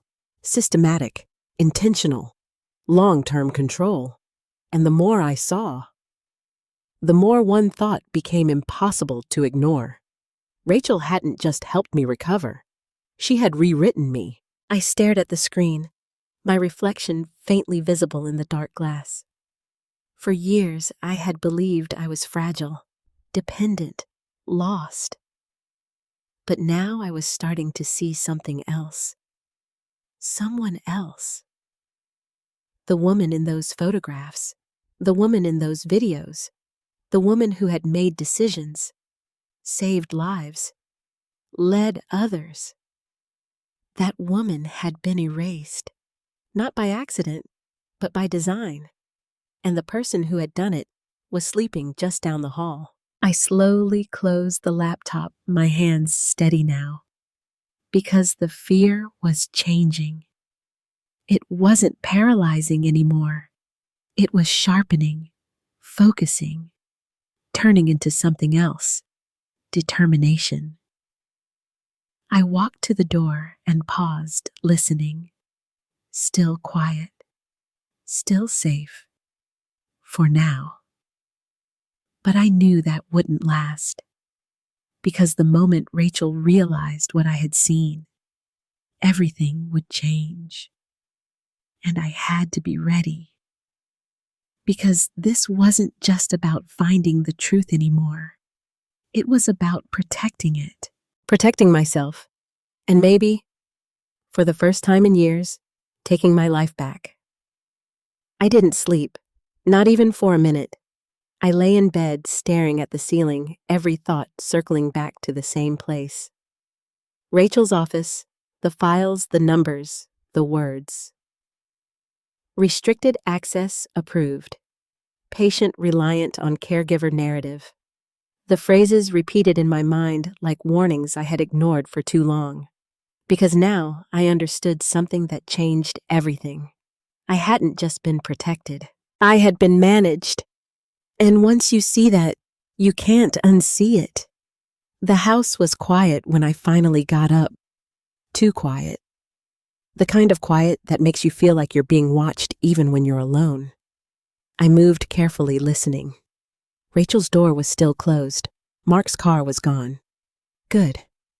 I needed space. Time to think. Time to act. I walked into the kitchen and poured myself a glass of water. My hands steady now in a way that felt unfamiliar, but right. I wasn't reacting anymore. I was planning. And the first thing I needed was someone I could trust. The thought came slowly, unexpectedly. Daniel, my son. We hadn't been as close these past few years. Rachel had always been the one who handled everything, filtered everything. But Daniel had always been different, quieter, more observant. And recently, I remembered the way he had looked at me during dinner. Not mocking, not dismissive, concerned, like he had questions he wasn't allowed to ask. I set the glass down and reached for my phone. My fingers hovered over his contact. A part of me hesitated. Because if I was wrong, if I was overreacting, I would be pulling him into something unnecessary. But deep down, I already knew. I wasn't wrong. I pressed the call button. It rang twice before he answered. Mom. His voice sounded surprised and cautious. Daniel? I said quietly. Can you come over? There was a pause. What's going on? He asked. I need to talk to you, I replied. Alone? Another pause, longer this time. We'll be there in 20 minutes, he said. Then he hung up. I exhaled slowly, setting the phone down. This was it. There was no turning back now. 20 minutes later, I heard the front door open. Mom Daniel called. In the kitchen, I answered. He walked in a moment later, his expression serious. He looked at me carefully. Really looked. And I saw it again. That same concern.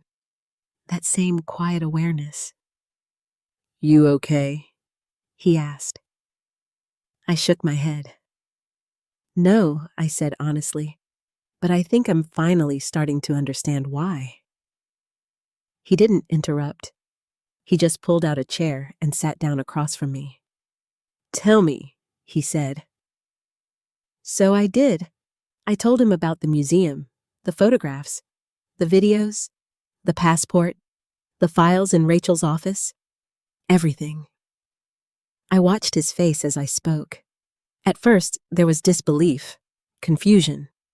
But as I kept going, that changed. His expression tightened, not with doubt, but with recognition. You've seen something like this before, haven't you? I asked quietly. Daniel didn't answer right away. Instead, he leaned back slightly, running a hand over his face. I didn't know how to explain it. He admitted finally. My heart skipped. Explain what?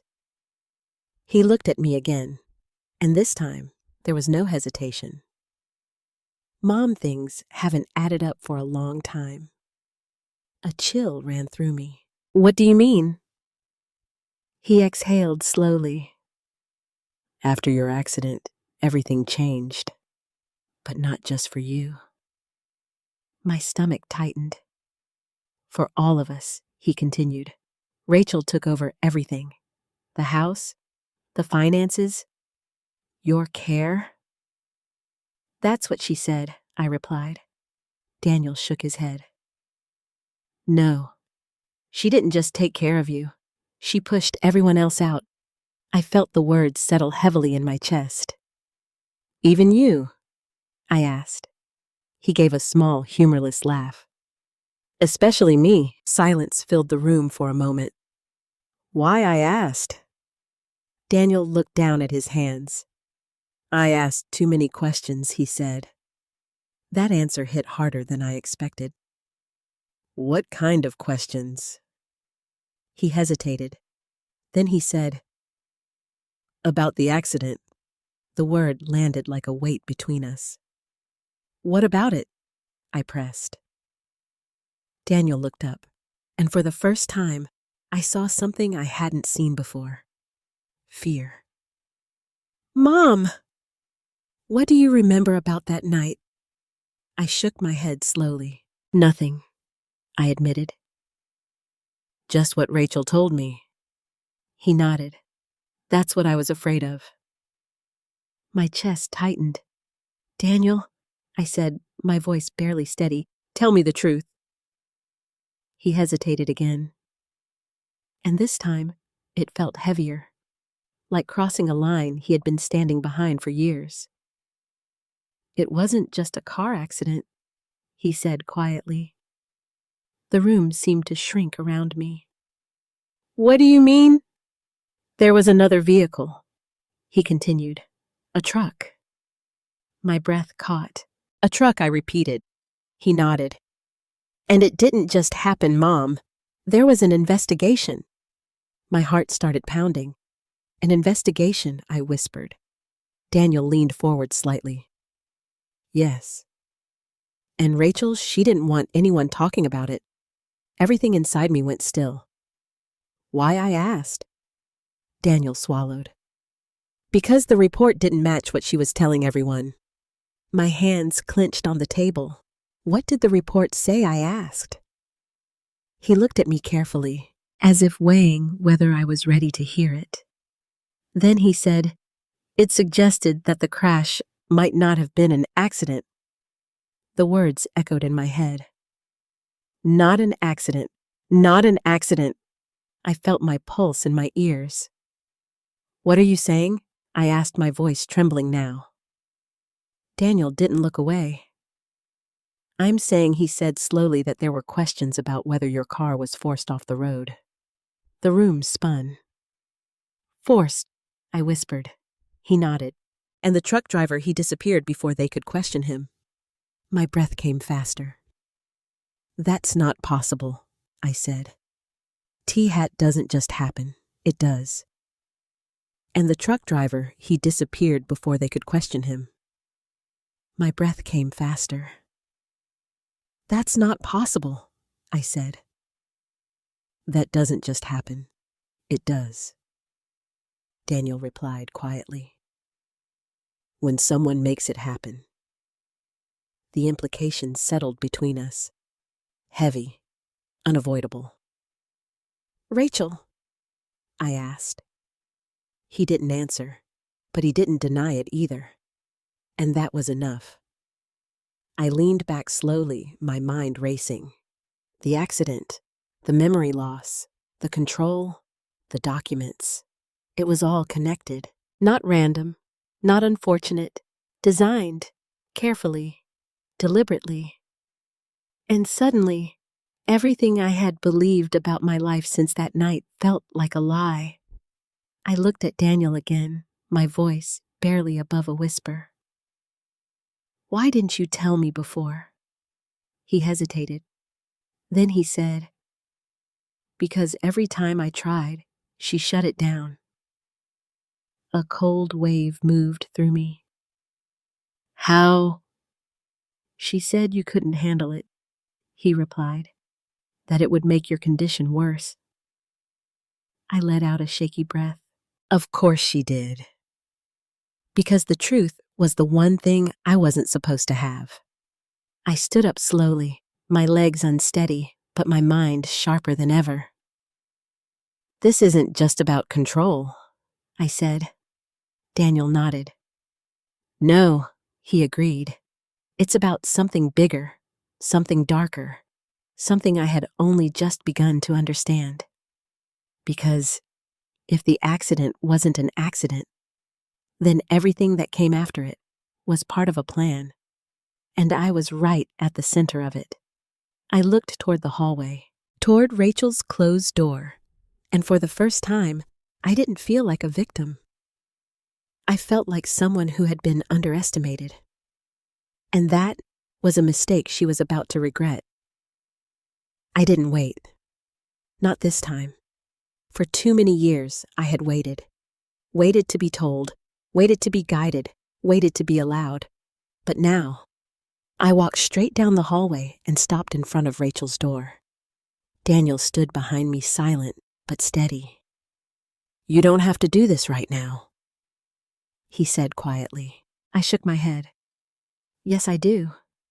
Because if I didn't face her now, I might lose the courage I had just found. And I couldn't afford that. Not anymore. I raised my hand and knocked once. Firm. Clear. There was a pause. Then, come in, Rachel's voice called. Calm. Too calm. I opened the door slowly. Rachel was sitting on the edge of her bed, her phone in her hand. She looked up the moment I stepped inside. Her eyes flicked to Daniel behind me, and in that instant, everything changed. Because she understood. This wasn't a conversation she could control anymore. What's going on? She asked, her tone carefully neutral. I stepped inside the room, closed the door behind me. We need to talk, I said. She exhaled slowly, setting her phone aside. I thought we agreed to do this later, she replied. No, I said firmly. You agreed. I didn't. Daniel moved to stand beside me, not in front, not leading, but present. And that mattered. Rachel's gaze shifted between us, calculating, adjusting. All right, she said finally. Talk. I didn't sit. I didn't soften my tone. Tell me the truth about the accident, I said. Rachel didn't blink. I already have, she replied. No, Daniel cut in. You told your version. Rachel's eyes snapped to him. Daniel, stay out of this. I've stayed out of it long enough, he said quietly. The tension in the room thickened instantly. Rachel stood up slowly, crossing her arms. You don't understand what you're doing, she said. I stepped closer. Then help me understand, I replied. Her jaw tightened. You were injured, she said. You lost your memory. You needed stability. That's not the whole story, I interrupted. Her eyes flashed. It is the only story that matters. No, I said, my voice sharper now. The part where another vehicle forced me off the road, that matters too. Silence. Complete. Absolute. Rachel didn't move, didn't speak, but her stillness said everything. You knew, I whispered. Her gaze hardened. You shouldn't be digging into things you don't understand. The words hit me like a slap. Then explain it, I demanded. Rachel turned away, pacing once across the room before stopping near the window. You were fragile tanned. The words hit me like a slap. Then explain it, I demanded. Rachel turned away, pacing once across the room before stopping near the window. You were fragile, she said quietly. After the accident, you couldn't handle stress. You couldn't process complicated information. That's not an explanation, I said. That's the reality, she snapped. No, Daniel said. That's the version you created. Rachel turned sharply toward him. Excuse me, you pushed everyone out, he continued. You controlled everything, her care, her money, her access to information. I protected her, Rachel shot back. From what I asked. Rachel's eyes locked onto mine, and for the first time, I saw it clearly. Not concern, not fear, something else, something colder. From the truth, she said. The words hung in the air, and for a moment, I couldn't breathe. Why? I asked. Rachel hesitated, and that hesitation was everything. Because for the first time, she didn't have a ready answer. It was necessary, she said finally. Necessary for who I pressed. She didn't respond, so I took another step closer. For me, I asked. Or for you? Her silence deepened, and then something broke. Not in me, in her. You think you understand this? Rachel snapped, her composure finally cracking. You think seeing a few pictures and some documents gives you the full story. I think it gives me more than you ever did, I replied. Her eyes narrowed. You have no idea what you were involved in, she said. My heart pounded. What does that mean? Rachel shook her head. No, I'm not doing this. Yes, you are, I said firmly. Daniel stepped forward. She deserves to know, he added. Rachel laughed, a sharp, humorless sound. Deserves, she repeated. You think this is about what she deserves? Then what is it about? I demanded. Rachel looked at me, really looked. And this time, there was no attempt to soften anything. It's about what she can survive. The words sent a chill through me. I'm not weak, I said quietly. You were, Rachel replied immediately. After the accident, you couldn't even recognize your own reflection some days. I flinched, not because I remembered, but because I didn't. And instead of helping me rebuild, I said slowly, you decided what version of me I should become. Rachel didn't deny it. I should become. Rachel didn't deny it. Because she couldn't. I did what I had to do, she said. No, Daniel said. You did what benefited you. Rachel turned on him. You have no idea what you're talking about. I've seen the accounts because she couldn't. I did what I had to do, she said. No, Daniel said.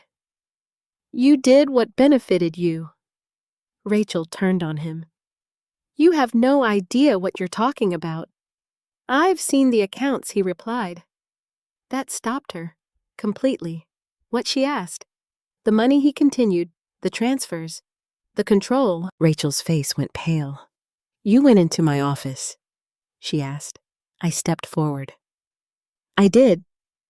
Her gaze snapped back to me, and this time, there was no hiding it. Fear. Real fear. You had no right, she said. I had every right, I replied. Those are my accounts. They're in my name, I interrupted. Silence again. Heavy. Dangerous. You were supposed to be safe, Rachel said quietly. I was supposed to be free, I replied. Her eyes filled with something I couldn't immediately place. Not guilt, not exactly. Something closer to desperation.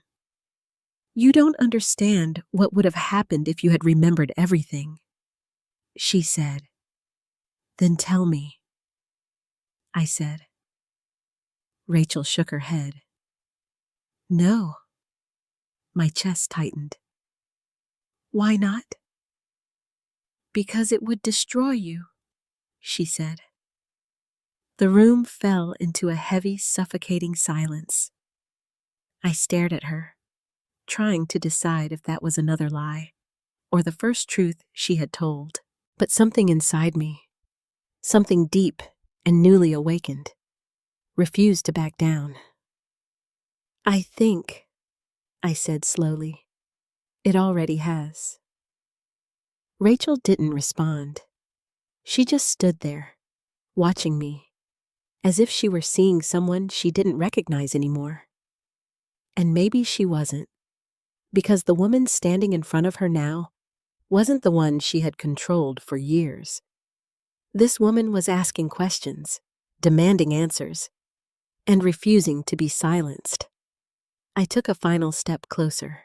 Whatever you've been hiding, I said quietly, I'm going to find it.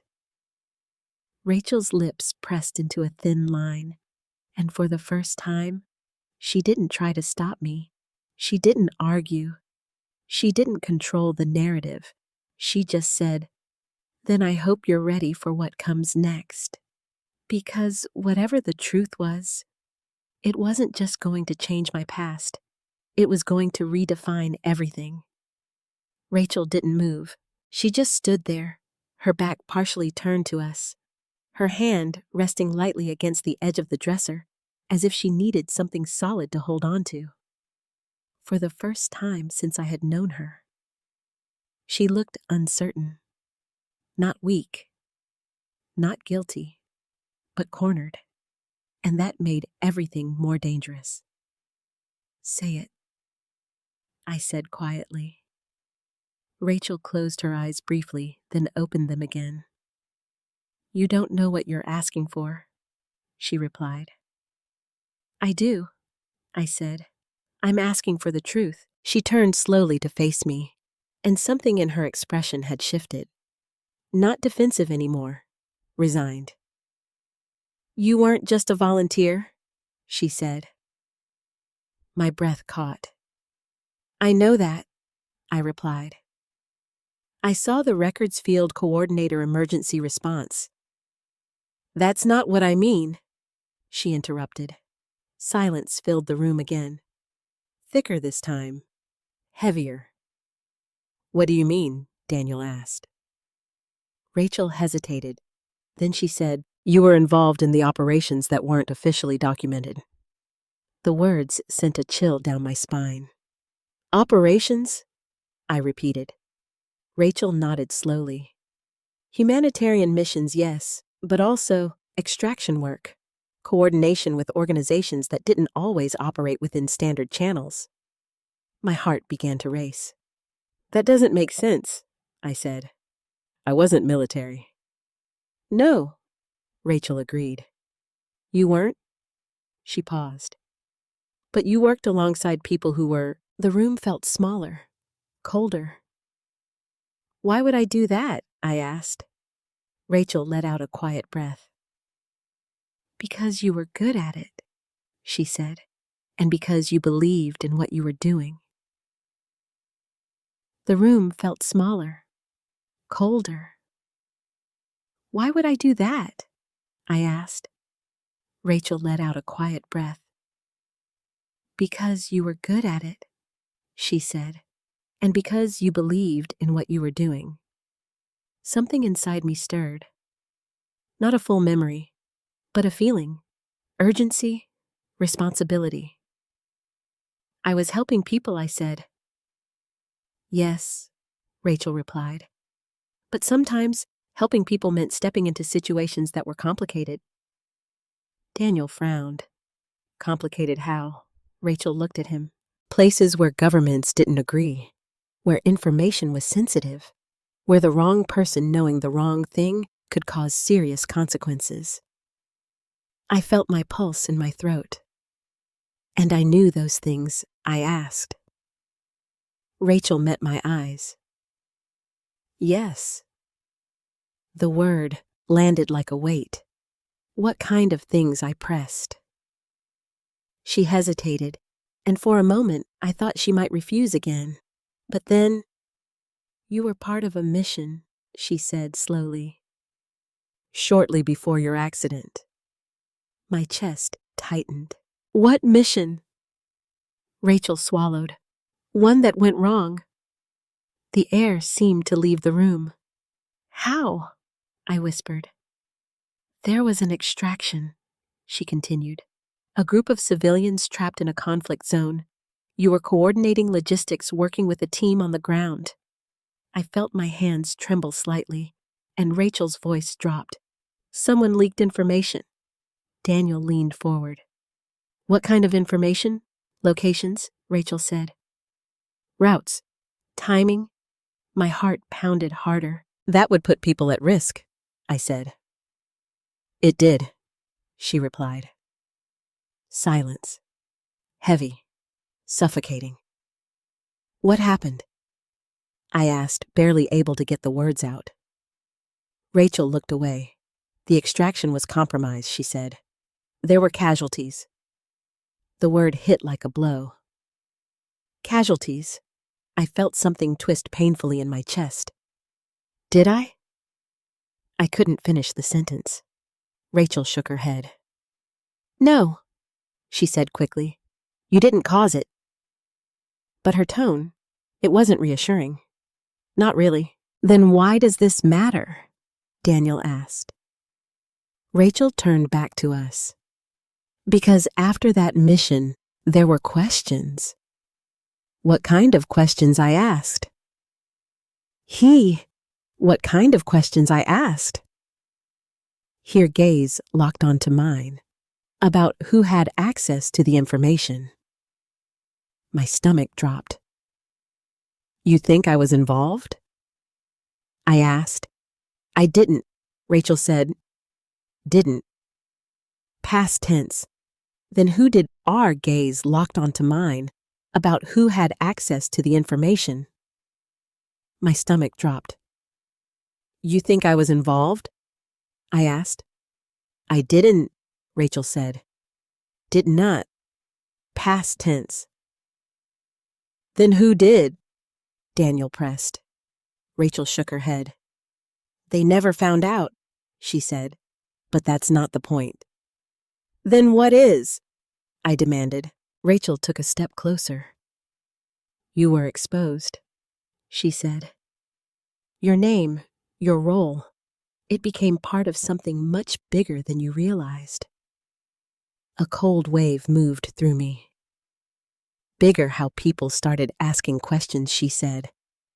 Not just internally, externally. My breath came faster. What kind of people? Rachel hesitated, and that hesitation said everything. People who didn't care about humanitarian work, she said finally. People who cared about leverage. My mind raced. Leverage, information, exposure, and suddenly, the accident didn't feel random anymore. Are you saying I swallowed hard? That the crash? I'm saying, Rachel interrupted, her voice sharp, now that after that mission you weren't just a volunteer anymore. The room went still. You were a liability. The word hit harder than anything else she had said. Liability. Not a person, not a mother, not a human being. Something to be managed, controlled, removed. My chest tightened painfully. And the accident, I whispered. Rachel looked at me, long, carefully. I don't know for certain, she said. But her eyes said something else. They forced me off the road, I said slowly. Rachel didn't deny it. And you knew, Daniel asked, his voice rising slightly. Rachel turned to him. I suspected, she admitted. And you didn't tell her, he demanded. I couldn't, she snapped, not without putting her in more danger. I stared at her. By taking away my memory, I asked. Her expression hardened again. You didn't just lose your memory, she said. What does that mean? I asked. Rachel hesitated. Then she said, the doctors gave you a choice. My breath caught. A choice, I repeated. She nodded. Your memory was fragmented after the accident. You were overwhelmed, confused. You couldn't process what had happened. I shook my head. I don't remember that. Of course you don't, she replied, because you chose not to. The room spun. What are you saying? I whispered. Rachel took a slow breath. They offered a treatment. Of course you don't, she replied, because you chose not to. The room spun. What are you saying? I whispered.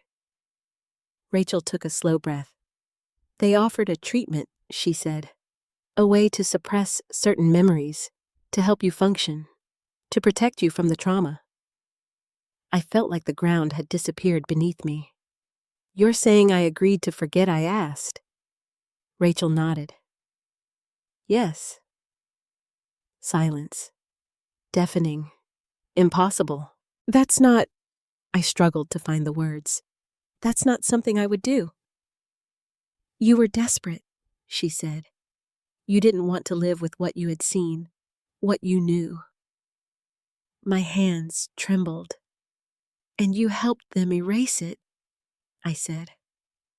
I helped you survive. She corrected. No, I said, my voice breaking now. You helped them take everything from me.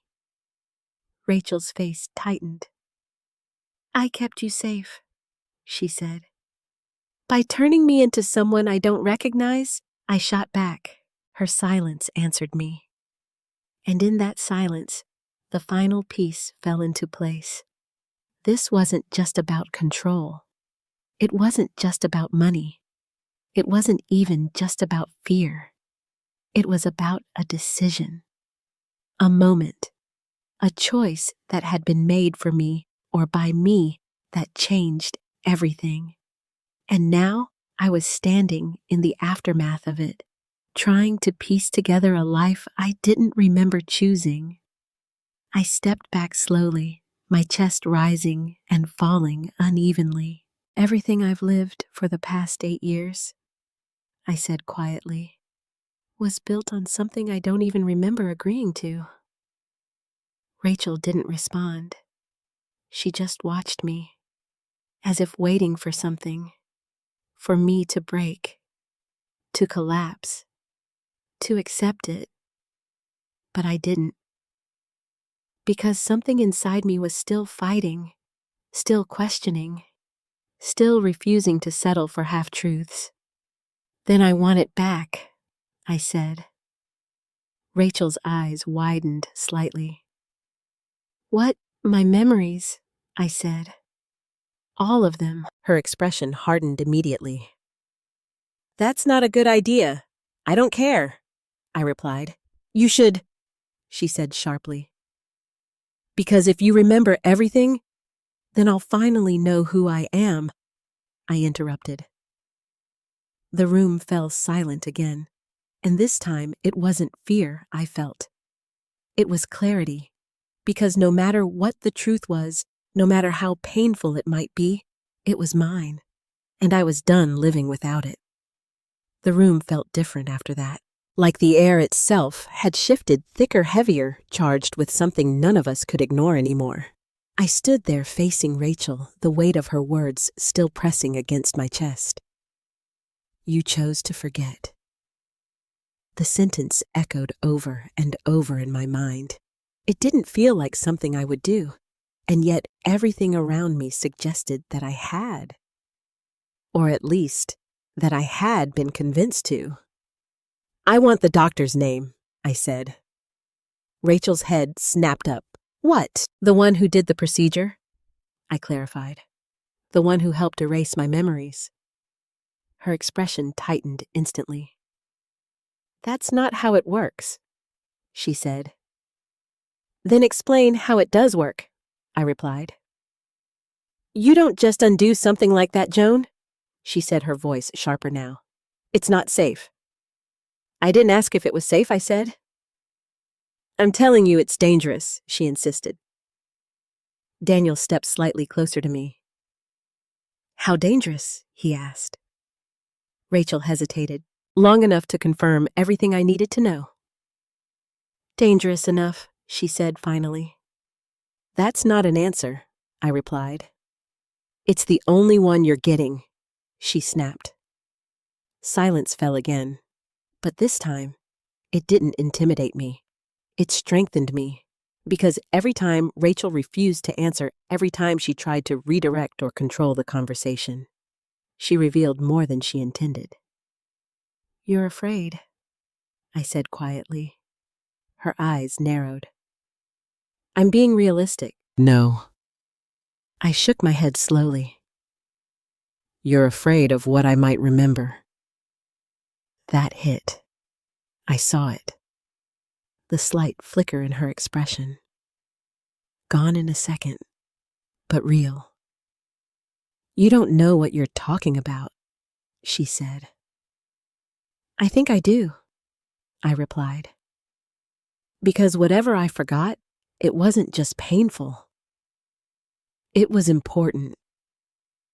Daniel nodded. "And if someone tried to run her off the road," he added, "then whatever she knew back then is still a threat now."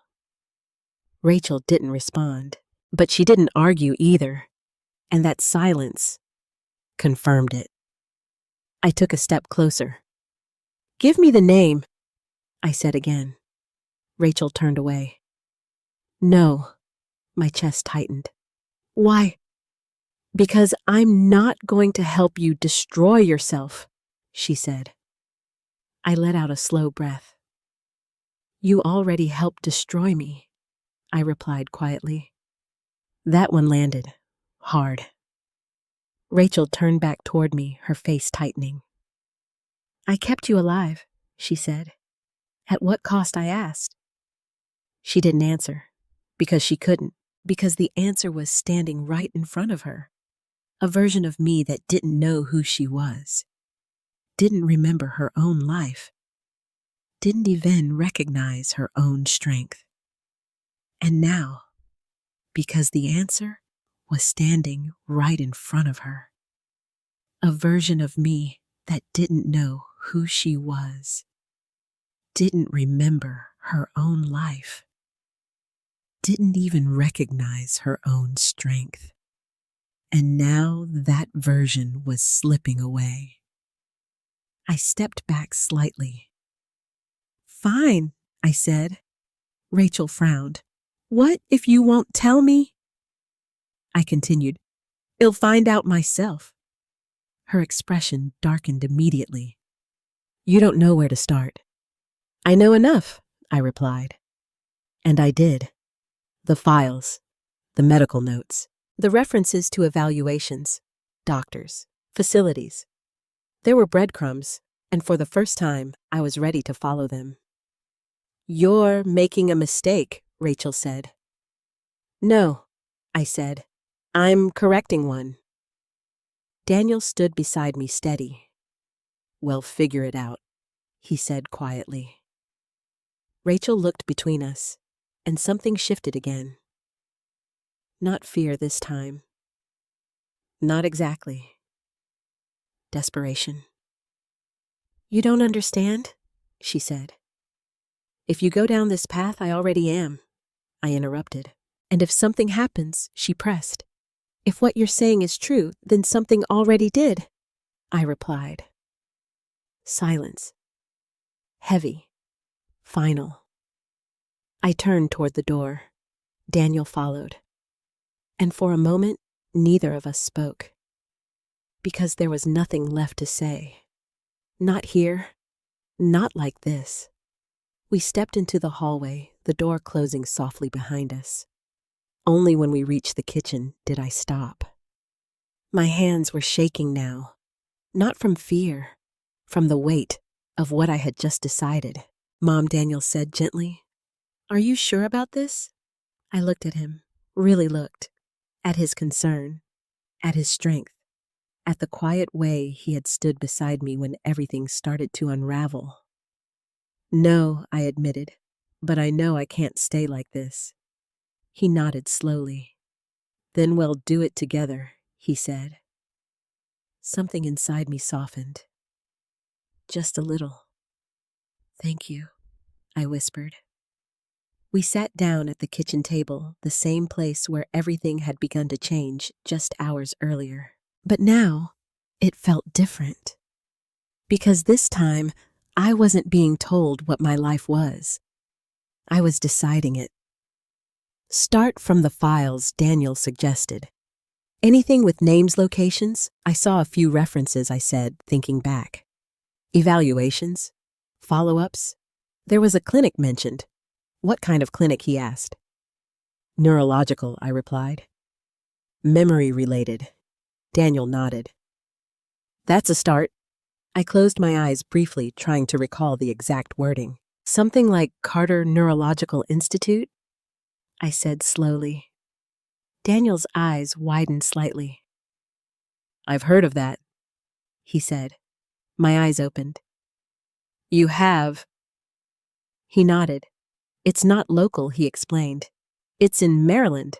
Specialized research, high-level cases. Maryland. Close to Washington. Close to the museum. Close to the life I didn't remember. That can't be a coincidence, I said. It's not, Daniel agreed. A quiet determination settled between us. This was real now. Not just questions. Not just suspicions. A path. A direction. We go there, I said. Daniel hesitated. Are you sure that's the best move right away? I thought about it. About Rachel. About the files. About the accident. About the memories waiting somewhere just out of reach. Yes, I said, because if there's even a chance I can get my memories back. I paused, my voice tightening slightly. I need to take it. Daniel studied me for a moment. Then he nodded. All right, he said. Then we do it carefully. Carefully, I echoed. He leaned forward slightly. Mom, if what Rachel said is true, if someone targeted you once. My stomach tightened. They might still be out there, he finished. The weight of that possibility settled heavily in my chest. But this time, it didn't stop me. It didn't make me hesitate. It only made one thing clearer. This wasn't just about remembering. It was about understanding, about reclaiming something that had been taken, and maybe about finishing something I had started. I've been in danger before, I said quietly. Daniel nodded. Yes. And I survived it. I continued. He looked at me carefully. Yes. I met his eyes. Then ill survived this too. The words felt different, stronger, more certain. Because for the first time in years, I wasn't just trying to feel safe. I was ready to face the truth, no matter what it was, no matter what it cost. Because the woman I had been was still there, somewhere. And I was going to find her. The drive to Maryland felt nothing like the last one. This time, I wasn't chasing a question. I was chasing an answer I wasn't sure I was ready to live with. Daniel drove. I sat in the passenger seat, staring out the window as the world blurred past. Trees, highways, signs, none of it registering the way it should have. Because inside my mind, everything was beginning to move. Fragments, images, feelings. Not full memories, not yet. But something was waking up. You okay, Daniel? Asked quietly. I didn't look at him. No, I said honestly. But I think that's the point. He nodded, understanding more than I needed him to say. The closer we got to the Carter Neurological Institute, the harder it became to breathe. Not from fear alone, from recognition. Not conscious, not logical, but deep, instinctive. Like my body had been here before. Like it remembered something my mind still couldn't reach. When the building finally came into view, my chest tightened. It was larger than I expected. Modern, clean, cold. Glass and steel reflecting the gray sky above. This is it, Daniel said. I nodded slowly, but I didn't move. Not right away. Because something inside me was resisting. Not fear. Something else. Something buried. Mom Daniel said gently, "We can take this one step at a time." I exhaled slowly. "No," I said. "If I stop now, I won't start again." I opened the car door and stepped out. The air felt different here, sharper, heavier, as if it carried something unseen. We walked toward the entrance together, each step echoing in a way that made my heart pound harder. When the doors slid open, a wave of sterile air met us, clean, controlled, almost too perfect. A receptionist looked up as we approached. "Can I help you?" she asked politely. I hesitated, just for a moment. Then I said, "My name is Joan Ellington." The words felt heavier here, more real. "I believe I was treated here 8 years ago." The receptionist typed quickly, her eyes scanning the screen. Then, her expression changed. Subtle, but unmistakable. "Please have a seat," she said. "Someone will be with you shortly."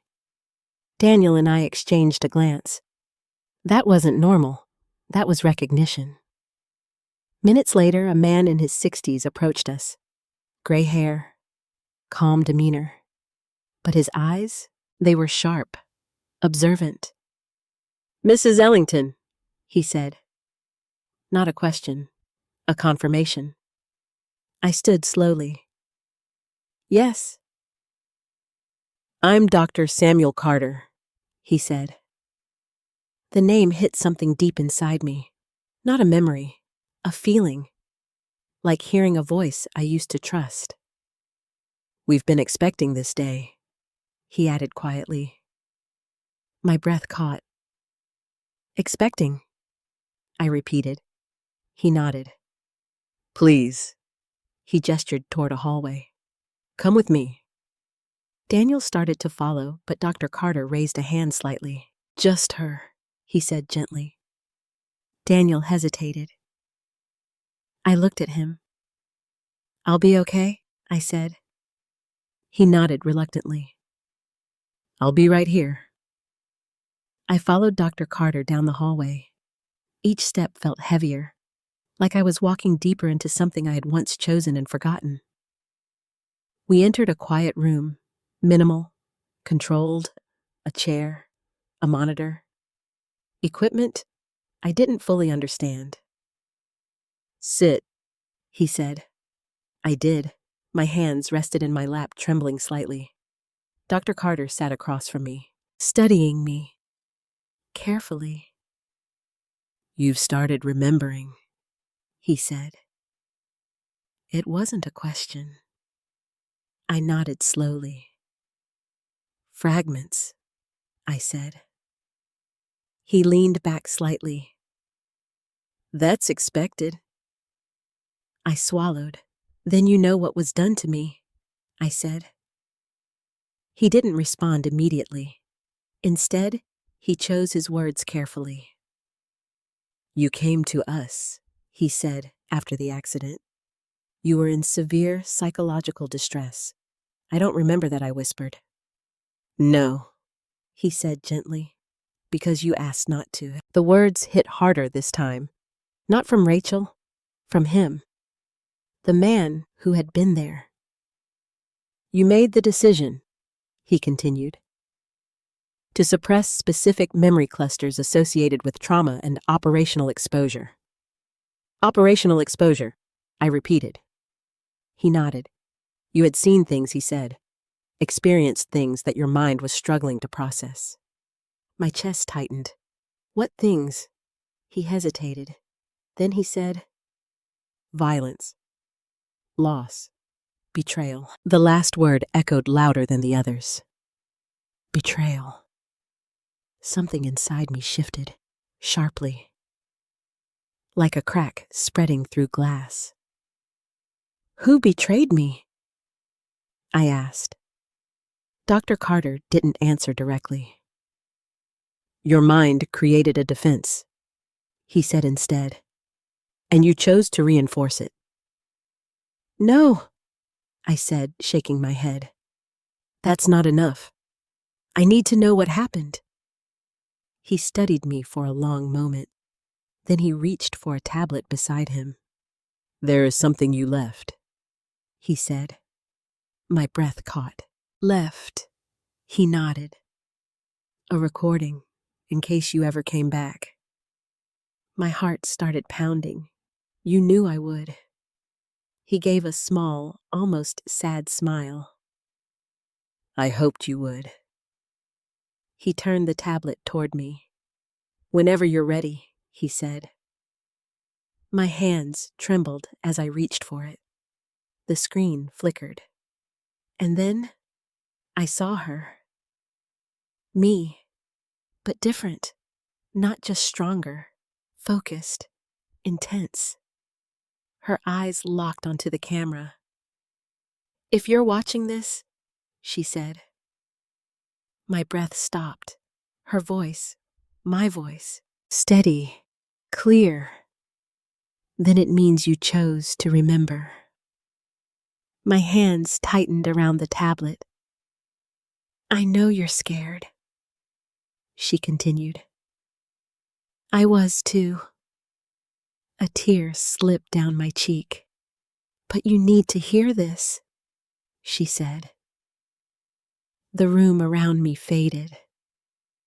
Everything narrowed to that screen. To her. To me. You didn't just witness the mission being compromised, she said. My heart pounded violently now. You discovered who leaked the information. The world seemed to stop. What? I whispered. Dr. Carter said nothing. The video continued. It wasn't an outsider, she said. It was someone close. My chest tightened painfully. Someone you trusted. The word echoed louder than anything else. Trusted. Rachel. My mind screamed the name before I could stop it. But the video wasn't finished. And when you confronted her, she said. My breath caught. Her. She made a choice. Everything inside me froze. And so did you. The screen flickered slightly. You chose to survive, she said. But you also chose to leave yourself a way back. My vision blurred with tears. Because the truth matters, she said, no matter how painful it is. The video ended. Silence filled the room. But inside me, there was nothing silent anymore. Because the memories, they weren't fragments anymore. They were breaking through. Fast, violent, unstoppable. Rachel, the mission, the confrontation, the betrayal. And suddenly, I understood. Everything. The memories didn't come back all at once. They didn't arrive gently either. They came like a storm. Violent, relentless, unforgiving. I dropped the tablet, my hands shaking as images flooded my mind. Clearer now, sharper, no longer fragments. I was there again. The camp, the heat, the urgency, voices shouting over each other. And then Rachel, standing just outside the command tent, her face tight, her voice low. You don't understand what you're dealing with, Joan, she had said. I could hear it now. Feel it. You're crossing lines that people don't come back from. And I remembered what I said, what I believed. We don't get to walk away when people need us. God, I had believed that, with everything in me. The memory shifted. Faster now. Emails, encrypted messages, coordinates, routes. And then, the realization. The leak. Not an outsider, not a mistake. Rachel, my own daughter. working behind the scenes, passing information, not to help, but to gain leverage, to profit, to control. I gasped, my body folding forward as the weight of it crushed into me. "She did it," I whispered. Dr. Carter didn't interrupt. He didn't need to. Because I wasn't guessing anymore. I was remembering. "She leaked the information," I said, my voice trembling. "She compromised the mission." Another flash, the confrontation. Rachel standing across from me, her expression cold, calculating. "You think this world runs on good intentions," she had said. "You think helping people is enough, and you think selling them out is—" I had fired back. Her silence then said everything. Back in the present, my breath came in sharp, uneven bursts. "That's why I confronted her," I said. "That's why—" The next memory hit harder than all the rest. The road. Rain pouring against the windshield. My hands gripping the wheel. Headlights in the rearview mirror. Too close. Too aggressive. And then, the truck. It swerved, forced me, pushed me off the road. The impact, the sound, the darkness. I cried out, my body jerking as if I were reliving it all over again. And then, another realization, even worse than the first. "She knew," I whispered. Dr. Carter leaned forward slightly. "Knew what?" I looked up at him, my eyes wide filled with something I couldn't hold back anymore.